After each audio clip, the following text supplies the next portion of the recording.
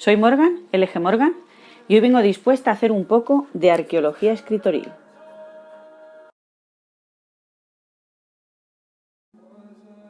Como siempre, todo tiene un porqué, y en esta ocasión la cosa arranca a partir de un vídeo de hace 2 meses y pico, concretamente el 6 de octubre, que hizo Juan Ángel Laguna Edroso, el editor de Saco de Huesos, un sello especializado en literatura fosca y de terror. En el videoblog de ese día hacía una reseña increíble de mi novela La Casa de los Cerezos, la primera que autopubliqué.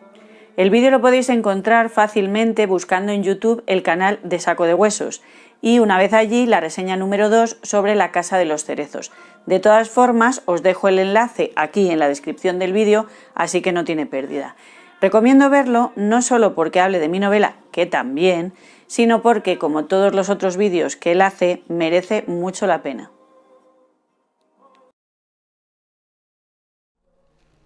La reseña no puede ser más completa y entrañable. Juan, o Ajul, Patapalo, Cachi, el bibliotecario Topo, que ha ido acumulando nombres para dar y tomar, habla en ella de la trama de la novela, del estilo y de cómo se enmarca en esas historias de fantasmas y casas encantadas que tanto nos gustan a los dos.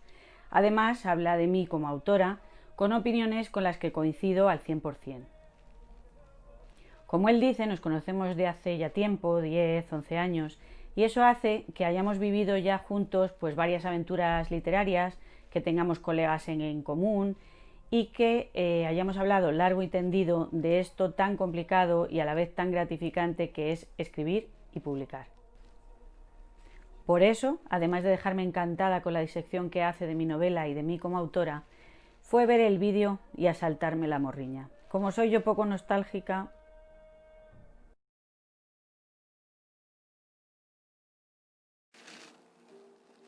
eso mismo me pasó. El vídeo me trajo a la memoria un montón de anécdotas y de proyectos del pasado, empezando por mi primera publicación en papel, precisamente a manos de la editorial Saco de Huesos. Y me pareció que había llegado el momento de escarbar en los recuerdos y sacar a la luz tesoros olvidados. Ya os imaginaréis que desempolvar 10 años de aventura literaria da para mucho, y que yo soy más de ampliar información que de resumirla. ¿Qué quiero decir con esto? Pues que tengo tanto que contaros, tantas batallitas del abuelo, en este caso de la abuela, que me da tranquilamente para un par de vídeos. Así que sirva este como primera parte, y ahora viajemos para empezar al año 2009. Yo andaba por aquel entonces totalmente entregada a los concursos literarios. Llevaba a cuestas unos cuantos con escaso éxito, algún finalista, alguna mención y poco más. Por lo tanto, ese año me había propuesto echar el resto y presentarme a cuanto concurso literario apareciera por el horizonte. En estas andaba cuando de repente veo un nombre que venía a cambiarlo todo.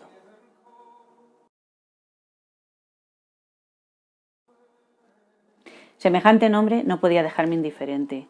Calabazas en el trastero, un nombre sugerente, misterioso, con sabor a casa encantada, a secretos encerrados en el ático. Se trataba de una convocatoria que hacía homenaje a Poe, Edgar Allan Poe, nada menos, uno de mis autores fetiche. Para más casualidad o predestinación, llamado de los hados, del destino, etc., que es más de mi agrado, encontré un libro ilustrado que capturó enseguida mis ojitos y luego mis deditos, que parecía hecho aposta para mí. Siniestras Amadas, del genial Jack Mircalla, a quien yo no conocía hasta poco antes porque le oí hablar en la radio por pura casualidad. A que os lo hubierais tenido que comprar también. Solo lo de 22 delirios necrorománticos de Edgar Allan Poe me habría llamado la atención sí o sí.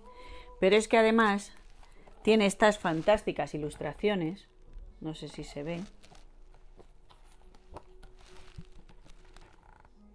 estilo Tim Burton, que me parecían también irresistibles.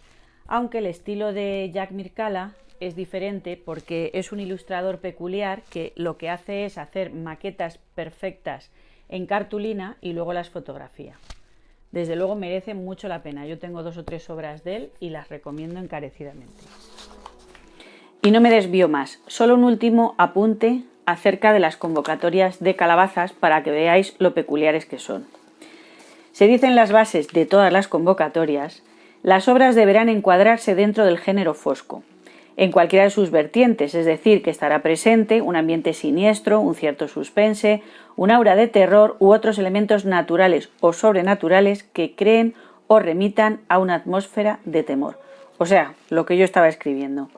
Siempre con espíritus de por medio, sucesos sobrenaturales, intervención del destino, etc. Y también hay otra cosa en las bases que me llenó de esperanza desde el principio. Un jurado compuesto por miembros de la Biblioteca Fosca y eventualmente autores invitados hará una selección con los 13 relatos más meritorios. Los criterios serán estrictamente literarios y se podrán dejar plazas desiertas. Criterios estrictamente literarios, o sea, no necesariamente temas de moda, ni enfoques que sean de la simpatía del jurado, ni nada, solo calidad literaria. Puedo aseguraros que aquel Calabazas marcó un antes y un después para mí desde el mismo momento de la concepción del relato. Primero me imbuí de la atmósfera que rodeaba a Poe, ya digo, un autor referente para mí, al que conocía bastante. Y empezó a crecer en mi interior esa planta oscura y retorcida y cobrando realidad.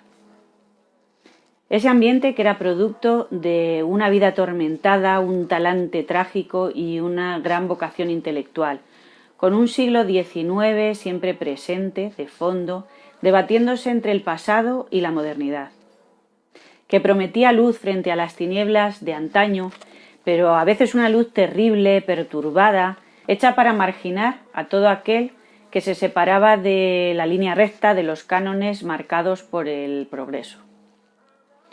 El Círculo de los Viernes, mi relato para aquella convocatoria del Calabazas, bebía directamente del espíritu de Poe, tal como fui capaz de traerlo de vuelta. Y durante las horas y los días que estuve sumergida en él, inmersa en ese mundo que existía dentro de mí, de veras sentí cómo se gestaba la historia y cobraba vida. Me permití vivir dentro de la oscuridad, respirar el aliento sutil de las hojas y las páginas muertas, saborear ese pasado que ya se fue, pero que regresa con consistencia de ahora cuando alguien lo recrea.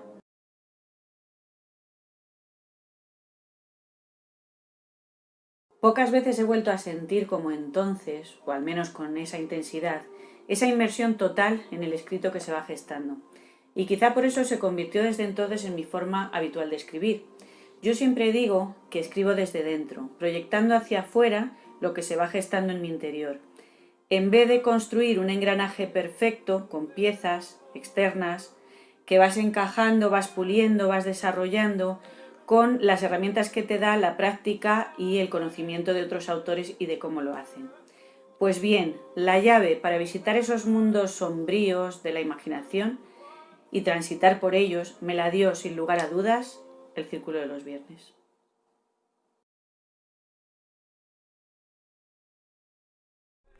Lo mejor de todo es que aparentemente el destino, en forma de jurado, quiso premiar mi decisión.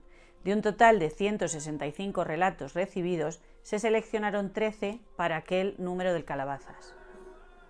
El libro se presentó aquí en Madrid en la librería Estudio en Escarlata, donde yo acudí con 2 amigas y donde tuve ocasión de conocer a uno de los editores, Pedro Escudero Zumel, también escritor, quien además un poco más tarde me abriría las puertas de la web Ocio Cero. Además de Pedro Escudero, la recién fundada Saco de Huesos estaba dirigida y gestionada por Juan Ángel y Miquel Lagunedroso y por Mick Puente, aunque eso sería algo que yo descubriría más tarde, igual que el hecho de que estaban iniciando su andadura como editorial precisamente con ese tercer número de Calabazas.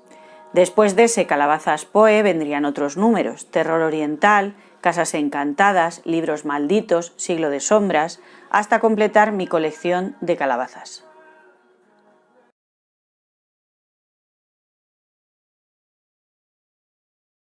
E incluso me atrevería una vez a probar suerte como jurado con ocasión del número dedicado a Melodías Infernales. A día de hoy hace ya bastante tiempo que no participo en ninguna convocatoria, pero da igual. De vez en cuando me veo obligada a volver a ese mundillo fosco del que nunca he acabado de irme. Voy cumpliendo etapas y completando ciclos en otras partes, pero al final la cabra tira al monte. Y tengo que volver, aunque sea de visita.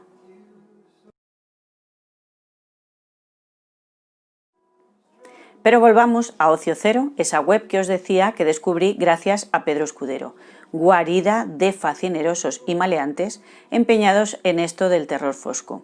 Allí conocí a otros autores calabaceros y se me reveló el maravilloso mundo de los foros y las webs temáticas. Ahí empecé a discutir de literatura, a compartir relatos con otros compañeros, a diseccionarnos unos a los otros y a comprender que ahí había todo un mundo de posibilidades.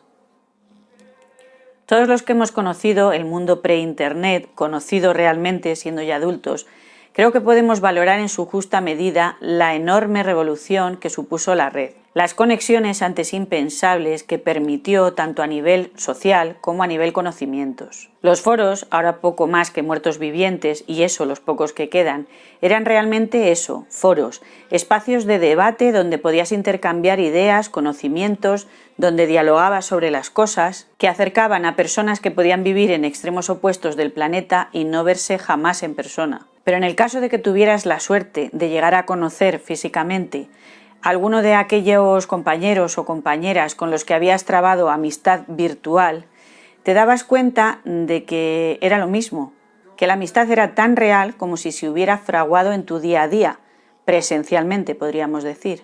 Porque los nexos reales, las cosas que tienes en común con otros y que te unen de verdad con ellos, no dependen de nada externo. Esa es la magia que nos ha traído Internet y todas las herramientas derivadas de ella.